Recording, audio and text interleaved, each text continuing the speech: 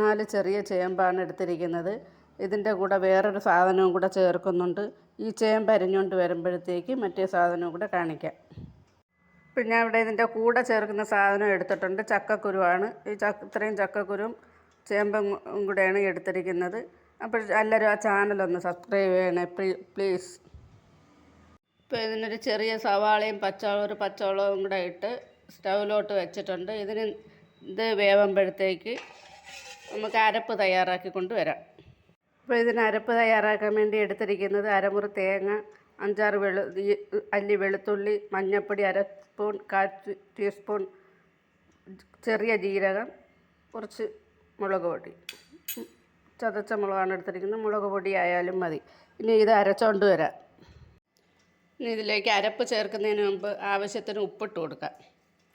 ഉപ്പിട്ട് ഒന്ന് ഇളക്കിയതിന് ശേഷം നമുക്ക് അരപ്പ് ചേർത്ത് കൊടുക്കാം.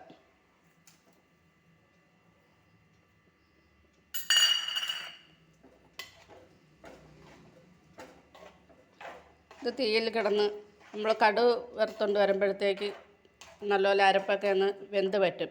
ഇതിൻ്റെ പ്രത്യേകത എന്ന് പറഞ്ഞാൽ ചക്കക്കുരുവും ചേമ്പും വെന്ത് കുഴയുന്ന സാധനങ്ങളാണ്. ഇതിപ്പോൾ ചക്കക്കുരുവും ചേമ്പും നല്ലതുപോലെ വെന്തിട്ടുണ്ട്. 2 സാധനവും നല്ലതുപോലെ വെന്ത് കുഴയുന്ന സാധനങ്ങളാണ്.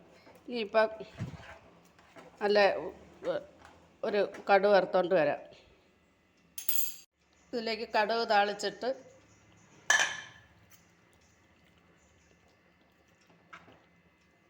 തീ ഓഫാക്കാം.